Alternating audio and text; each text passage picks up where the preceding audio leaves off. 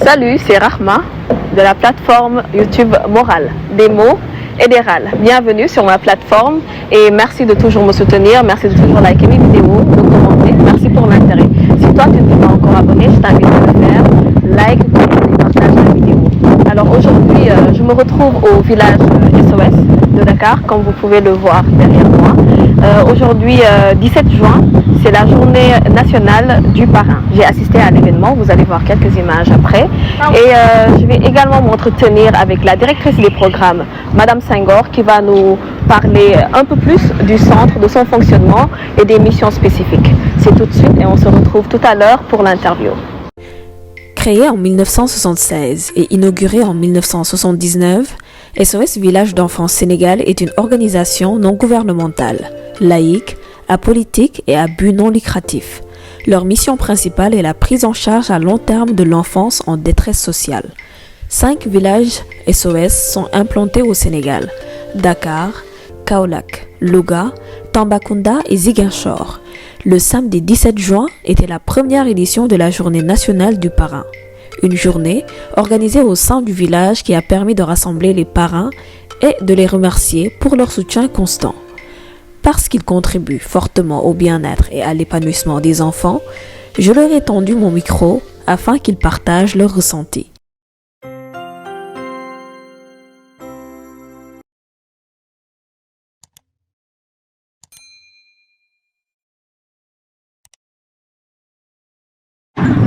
Ce n'est pas les enfants des autres, ce sont nos propres. Chacun d'entre nous a des enfants ou n'en a pas, mais le meilleur bien qu'on peut construire sont les enfants. Et les enfants, si on les aide, demain on pourra avoir des ministres, des ingénieurs, des médecins. Et je crois que l'école, ce centre-là est un exemple. C'est pourquoi j'en peux féliciter l'encadrement, féliciter aussi les dames qui se sont consultées maman et qui se sacrifient jour et nuit pour donner à ces enfants-là un avenir. Le message, c'est qu'on sache que ces gestes que nous faisons, c'est comme des gestes de la religion, c'est une dévotion. Autant on va à la prière, autant on doit savoir que ceci, ce sont des actes qu'on doit retrouver de l'autre. J'aimerais aussi mettre l'accent sur tout ce qui est visibilité et communication. Je pense que si tout le monde, par exemple aujourd'hui, si c'était été, il n'y avait pas de porte ouverte, et si on avait eu des gens, des non-parrains qui avaient participé, je pense que nombreux seraient repartis avec l'engagement de pouvoir parrainer, de devenir partenaire de la grande famille. Le village d'enfants SOS abrite en son sein 15 maisons familiales où vivent présentement 125 enfants âgés entre 2 et 20 ans. Une visite a aussi été menée dans une des maisons familiales avec l'assistance des responsables du village, dans l'optique d'informer les parrains sur l'existant et les besoins réels du village, en particulier les enfants. Et tout de suite, l'interview avec Madame Senghor, directrice des programmes du village d'enfants SOS. Bonjour Madame Senghor. Bonjour chère marraine. Merci de répondre à cette invitation dans Morale et surtout de m'avoir invité, de m'avoir convié à cet événement-là, la journée nationale du parrain, la première édition. Dites-nous un peu, quel est le rôle aujourd'hui d'une directrice de programme? Merci beaucoup chère marraine. Le plaisir est partagé et je pense que, comme je l'ai dit tantôt, la cérémonie, nous sommes honorés de vous recevoir aujourd'hui, vous, nos chers parents, vous qui nous accompagnez dans la prise en charge des enfants. Bon, le rôle d'un directeur de programme, c'est de gérer la planification et la mise en œuvre de cette planification, de gérer l'élaboration du budget et de son exécution, s'assurer que les ressources financières sont gérées dans l'intérêt supérieur des enfants. C'est également faire le suivi et l'évaluation des activités annuelles qui sont déclinées dès le début de l'année. Faire le suivi de nos plans d'action, le plan d'action des coordinateurs d'unité, puisque chaque unité est dirigée par un coordinateur et une coordinatrice. Et il y a également le plan global du programme. Et c'est au directeur du village, du programme, de gérer tous ces plans, de voir si les activités prévues se déroulent normalement, de faire une évaluation de ces activités, puis qu'on est en garde la gestion axée sur les résultats. Il y a aussi le rôle en tant que nous gérons une équipe. Donc il y a les ressources humaines à gérer, la formation, le renforcement des capacités, l'orientation des nouveaux collaborateurs. Tout ça, ça revient au directeur du programme. Il y a également le côté partenariat. On est obligé, nous avons le devoir de nouer des partenariats pour plus de visibilité des actions du village et plus de soutien également, puisque plus on est connu, plus on est soutenu. Et depuis quand servez-vous le village? Est-ce une réalisation dans votre plan de carrière ou vous êtes retrouvé accidentellement dans ce secteur? Bon, moi ça fait 26 ans que je travaille à SOS, village d'enfants. J'ai commencé par le village de Kaola, juste après ma formation en secrétariat bureautique et comptabilité. J'ai été recruté en 1986, j'ai fait mon stage, un contrat à durée déterminée. Et depuis 1997, quand même, je suis à village d'enfants SOS. Bon, le fait d'arriver jusque-là, je rends grâce d'abord au Seigneur qui m'a permis d'arriver à ce stade-là. Et j'ai fait beaucoup, j'ai occupé différents postes. J'ai quitté le secrétariat pour venir affecté à Dakar en 2007 comme assistante de la police nationale de Salimata Gaïdane, que je remercie de passage parce que j'ai beaucoup appris à ses côtés. Ensuite, je suis allée dans le département collecte de fonds. J'ai ensuite le parrainage, puis 2 mois comme coordinatrice du village. Et puis depuis 2019, je suis directrice de programme. Bravo pour ce beau parcours et félicitations pour ce travail magnifique que vous avez fait. Et aujourd'hui, nous allons parler du centre du village SOS. Quel est le rôle principal d'un centre d'accueil? C'est un centre d'accueil principal au village SOS. Quel est son rôle? Ok, comme les centres d'accueil, c'est d'accueillir selon des critères, selon un profil bien déterminé, d'accueillir des enfants qui sont dans le besoin et de prendre en charge ces enfants-là, que ce soit dans le long terme ou bien à court terme. En tout cas, le cas de SOS Village d'enfants que je maîtrise le mieux, nous faisons une prise en charge de remplacement dans le long terme. Nous prenons des enfants composés essentiellement des enfants orphelins, que ce soit des orphelins totaux ou partiels. Nous recevons des cas d'abandon qui nous ont été référés. Il y a aussi des enfants qui, les parents sont vivants, mais par X raisons, peut-être une maladie chronique, peut-être des parents qui sont en conflit, peut-être l'extrême vulnérabilité de la famille, la pauvreté. Et tous ces facteurs font que ces derniers n'arrivent pas à s'occuper correctement de leurs enfants. Ce sont ces types d'enfants que nous accueillons dans le village d'enfants SOS, composé de 15 familles, comme je l'ai dit tantôt. Mais nous venons en aide également des enfants que nous trouvons au sein de leur famille à travers nos programmes de renforcement de la famille.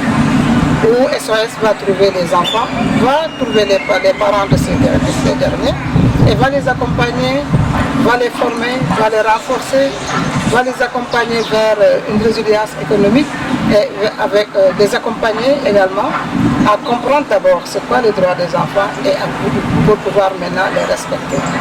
Et à travers ce programme, actuellement le programme de Dakar est présent à Grand Médine.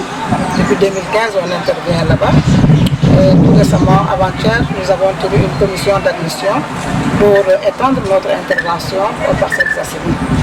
Nous sommes également présents à Pikine à travers le programme d'accompagnement communautaire pour la protection des enfants. Là, nous accompagnons directement 2000 enfants issus de 150 familles. Ce qui montre que SOS est vraiment dans la prévention à travers ces projets-là. Puisque la meilleure place d'un enfant, ce n'est pas un centre d'accueil, c'est au sein de sa famille. Et SOS est dans ça pour vraiment éviter que ces enfants-là perdent cette prise en charge parentale adaptée. Et à part la prévention, quelles sont les autres missions spécifiques?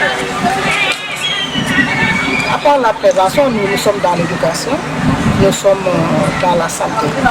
Dans l'éducation, raison pour laquelle tous les villages que vous allez visiter aujourd'hui, nos 5 villages, à savoir Dakar, Kaolack, Louga, Ziguinchor et Tamba, vous verrez que nous avons une école maternelle, nous avons une école élémentaire.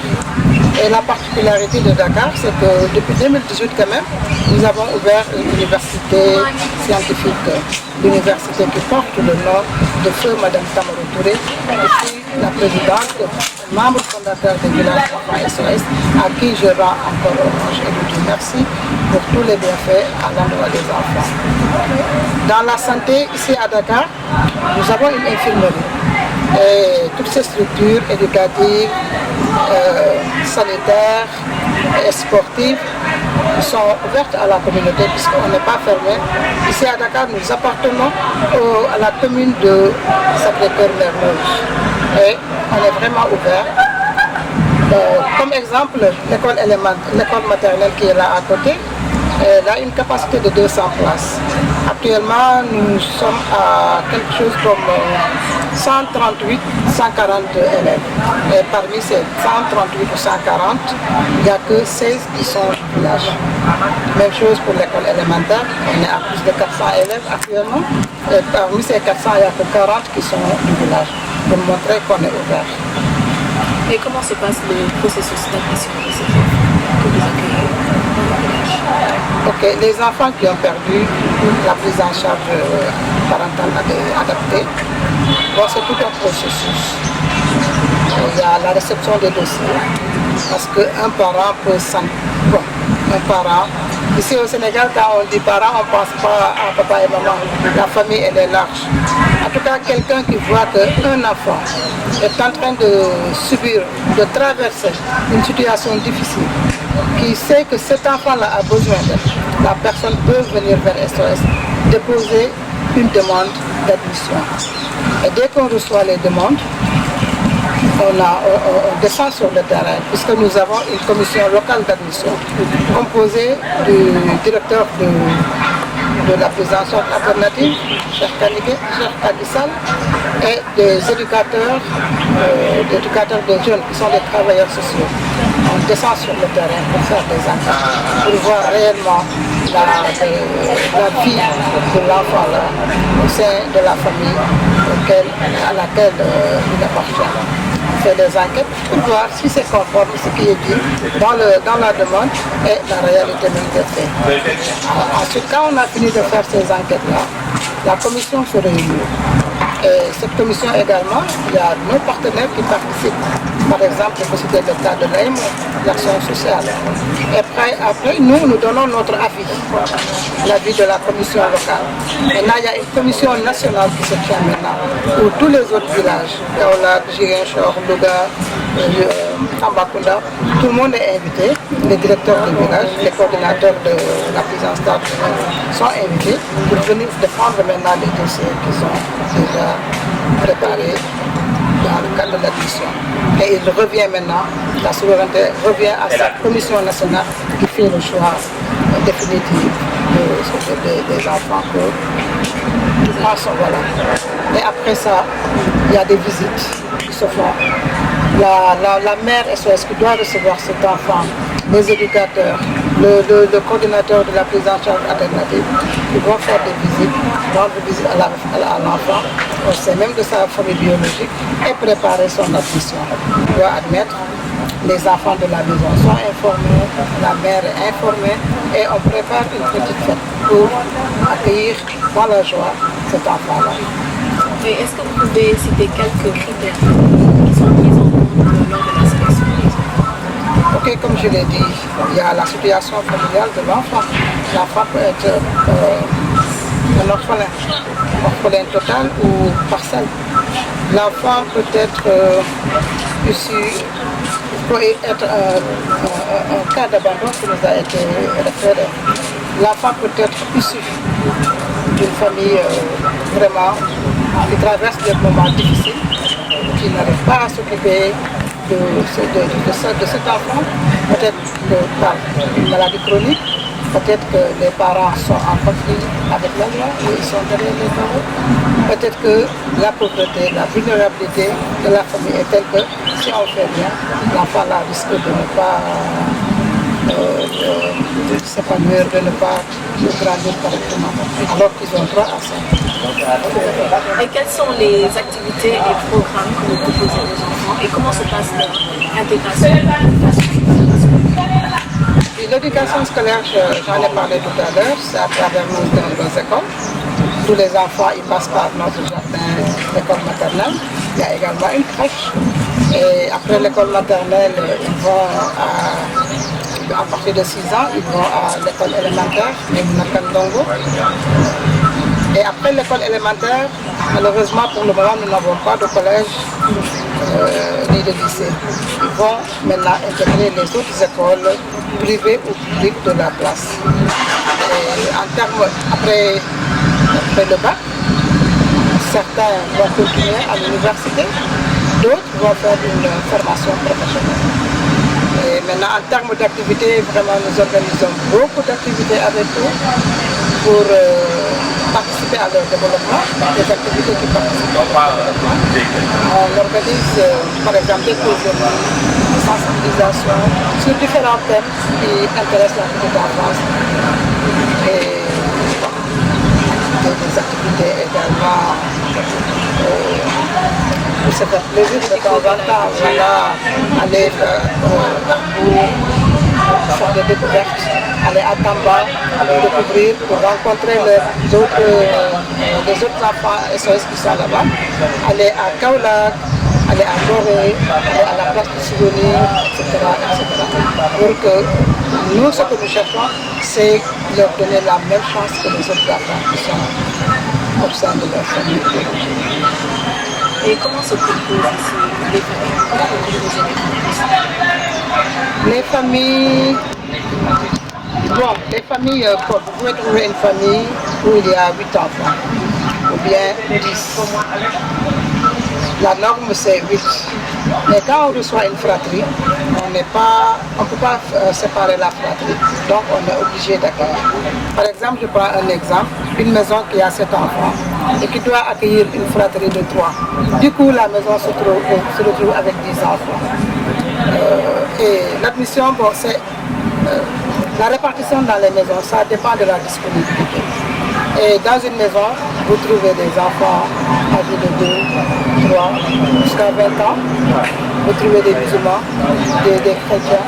Vous trouvez des catholiques, des diolas, des serrères, des toubleurs. Il y a un melting pot. Effectivement. Et comment assurez-vous aujourd'hui la sécurité et surtout le bien-être? La sécurité, je veux dire que ici à SOS, nous tous les employés, on est garant de la sécurité de ces enfants-là. Tous, en particulier maintenant les mères, ils sont responsables de ces enfants, responsables de leur maison. Et à côté de ça, nous sommes en partenariat avec une agence de gardiennage qui sont là, qui nous accompagnent pour assurer vraiment la sécurité et la sécurité des enfants personnels et du bien de l'enfant SOS. Parfait. Et quelqu'un disait que l'enfant est comme un bout de papier blanc. Et chaque personne qui le côtoie laisse sa marque. Aujourd'hui, quelles sont les qualifications et sur quoi vous êtes intransigeant quand je parle du village SOS dans cette sélection des personnes qui travaillent ici et qui côtoient les enfants? Et c'est par le ménage du recrutement. Nous avons un département carrément dédié à ça, le département ressources humaines, qui est au niveau national. Et en cas de besoin de recrutement, nous lançons des avis à travers la presse, à travers les échanges entre collègues, entre connaissances, etc. Et le département ressources humaines est chargé maintenant de faire le tri, de voir les dossiers qui répondent au profil, de convoquer ces personnes, d'avoir des entretiens, deux fois tout devant, et de faire le choix. Et ce qui est vraiment, c'est vraiment de faire un recrutement professionnel pour vraiment mettre la main sur les bonnes personnes qui vont venir travailler. Parce que c'est un peu difficile de travailler à SOS. Bon, je ne dirais pas difficile parce que pour moi, c'est tout un plaisir. Mais gérer un être humain, c'est un peu complexe. C'est pourquoi nous sommes très regardant, très rigoureux dans le recrutement. Et vous lisez beaucoup sur les qualités humaines. Les qualités humaines, effectivement, voilà. Parce que pour travailler à SOS, il faut avoir un grand cœur, il faut avoir de l'amour, il faut avoir de l'affection pour ses enfants. Les diplômes, ça ne suffit pas, ça ne veut pas. C'est important, mais ça demande autre chose. C'est un sacerdoce et c'est un engagement personnel. Et pour le faire, il faut avoir un grand cœur. Et comment collaborez-vous aujourd'hui avec les familles des enfants? La collaboration, comme je l'ai dit ce matin également, le lien là, il est tissé dès le début même. Dès que vous venez déposer un dossier pour admission, je considère que les liens commencent à se tisser à ce moment-là. Sans compter les visites que nous allons venir faire avant l'admission. Après l'admission, on encourage les parents à venir rendre visite. Par exemple, on organise la journée internationale des villages d'enfants SOS, c'est chaque 23 juin de chaque année. Parce que ça coïncide avec la naissance du père fondateur des villages d'enfants SOS, monsieur le docteur Herman Maynor. On invite ces familles à venir. SOS n'est pas là pour rompre ce lien-là. Au contraire, on encourage aux parents biologiques de venir rendre visite aux enfants. Ils peuvent même passer 2-3 jours ici au village. Et ça fait plaisir aux enfants. Quelles sont les ressources et les partenariats disposés pour venir en aide à ces enfants? Les ressources, bon, le programme de Dakar que je gère, notre principal bailleur, qui prend en charge le fonctionnement de la prise en charge maternelle, c'est-à-dire le village, et le renforcement de la famille de Grand Médine, c'est le fonds Herman Maynard. Maintenant, notre projet, le programme d'accompagnement communautaire pour la protection, c'est SOS Luxembourg et le gouvernement du Luxembourg qui nous financent, ce sont nos bailleurs. Maintenant, à côté de ces fonds qui nous viennent de l'extérieur, nous, SOS Village d'enfants, bien que nous soyons une organisation à but non lucratif, nous avons nos écoles où on peut collecter. Nous avons 2 centres médicaux, dont un à Kaolack, un à Tambacounda. Et il y a également le parrainage, les contributions des parents. Il y a également des gens qui viennent faire des dons en espèces spontanément. D'autres qui viennent faire des dons en nature que nous valorisons. Et c'est l'ensemble de cet argent-là, de ces recettes-là, en plus de ce que nous recevons, on prend en charge. Puisqu'on n'est pas là pour faire du bénéfice. Tout ce que nous collectons, les petites recettes que nous tirons dans nos écoles, tout ça, ça revient, on met encore dans la prise en charge pour toujours mieux améliorer cette prise en charge. Et comment vous évaluez aujourd'hui l'efficacité et l'impact de ces aides? Comment évaluez-vous l'impact? Oui, vraiment très positif, vraiment.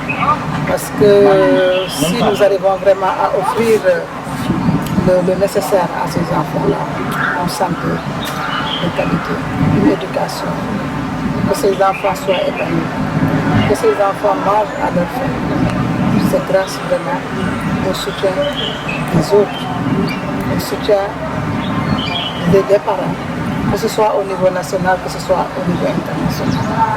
C'est grâce également aux subventions que nous recevons des sociétés privées ou publiques. C'est grâce également aux subventions que nous recevons de l'État, puisque l'État subventionne les écoles maternelles et élémentaires. C'est avec ces ressources-là que nous arrivons vraiment à gérer, à prendre à s'en correctement ces enfants. Donc c'est un impact vraiment très positif.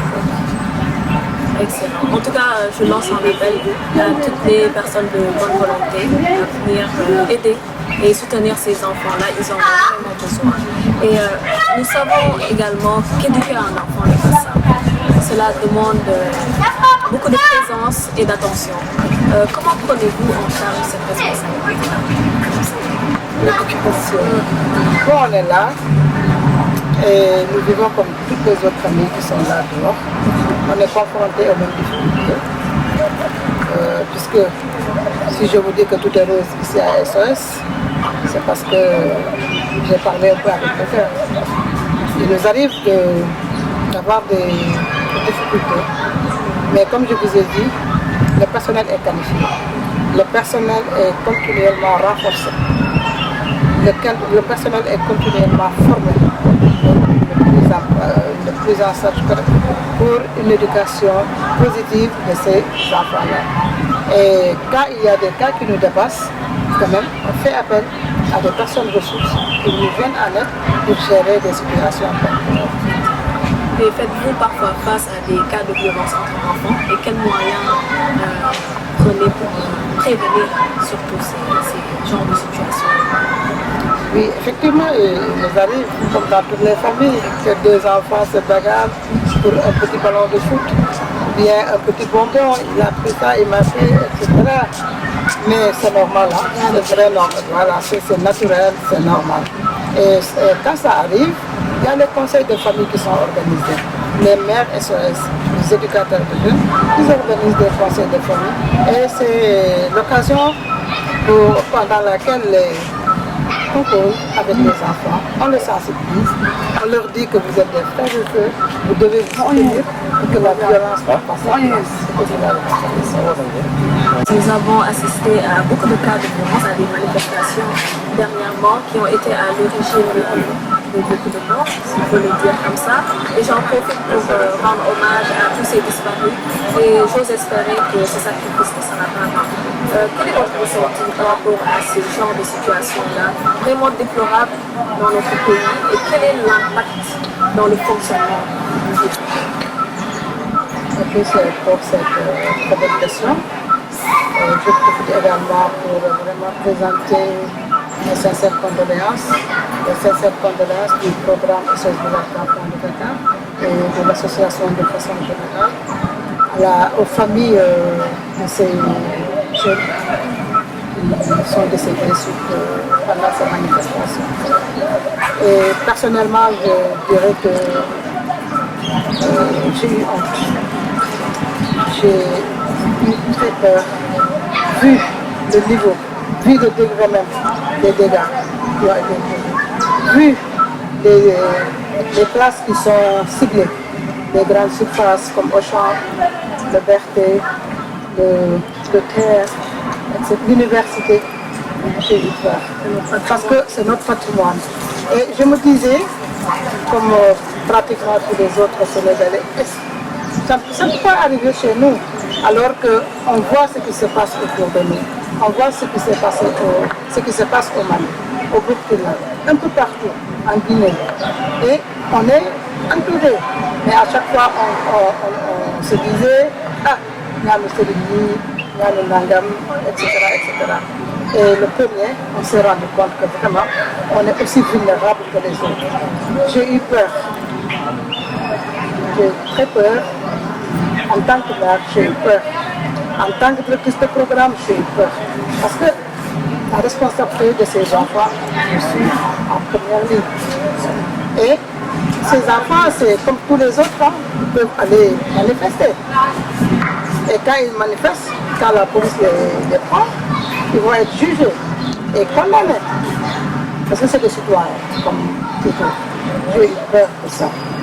Et nous avons pris connaissance de ça jusqu'à nous réunir en équipe et d'élaborer un plan de prévention pour voir comment gérer une telle situation. Nous avons vécu cela pendant la Covid. On est resté 3 mois ici, enfermés avec les enfants. Mais, petite différence, c'est une crise comme la Covid. On a élaboré déjà un plan de contingence où on a prévu de nous mettre en hibernation, rester avec les enfants, d'organiser. L'autre impact, c'est au niveau de nos écoles parce qu'on était obligé d'arrêter de faire vaquer les classes. Et on a des élèves de CM2 qui doivent passer l'entrée en 6e et de COP dans quelques jours. Ça fait vraiment. Nos enfants également qui vont à l'école en dehors du village, ils étaient obligés de rester. En tout cas, c'est une situation vraiment très déplorable et qui n'honore pas le Sénégal. Et je dirais plus jamais ça vraiment pour notre pays. On mérite pas. on ne mérite pas ça et plus jamais ça. Est-ce que vous avez un dernier message ou des conseils à l'endroit de ces jeunes? Oui, à l'endroit de ces jeunes, je vais leur demander à genoux qu'ils soient vraiment des patriotes, qu'ils sachent que c'est eux l'avenir de ce pays. Les responsables de demain, ce sont ces jeunes. Parmi les manifestants, on ne sait jamais, peut-être le président est dedans, le futur président du Sénégal est dedans. Les enfants qui sont là, que nous prenons en charge, le futur président, les futurs ministres, les futurs responsables sont dedans. Donc, j'invite cette jeunesse-là à plus de responsabilité. Vraiment, à plus de responsabilité. Et leur dire que nous comptons sur eux. Nous, on a pratiquement fait notre part, le pays. C'est notre pays. Vraiment. Merci beaucoup pour ce bel échange, Madame Senghor. C'était un plaisir. Et je pense qu'il est important de renseigner et d'informer sur le travail magnifique que vous avez fait, que le village, SOS Village d'enfants, Abba, tout au long, depuis son existence, depuis sa création. Merci encore. C'était Madame Senghor, c'était Rahma pour Moral. Je vous donne rendez-vous très bientôt pour une autre émission, un vlog. De la poésie ou une interview. Je ne vais pas terminer sans remercier Moussoya qui m'a habillée cette belle tenue. Elle se trouve à Amitié 2, juste derrière le Auchan. Et Hijab Store pour ce beau turban. Merci à vous. Vous trouverez en bas leur numéro et leur compte Instagram. Ils sont sur Instagram. C'est de belles dames entreprenantes et très braves. Elles sont sur Instagram et sur Facebook et TikTok également pour Hijab Store. Vous trouverez juste en bas le numéro et l'identifiant. Merci, à très bientôt.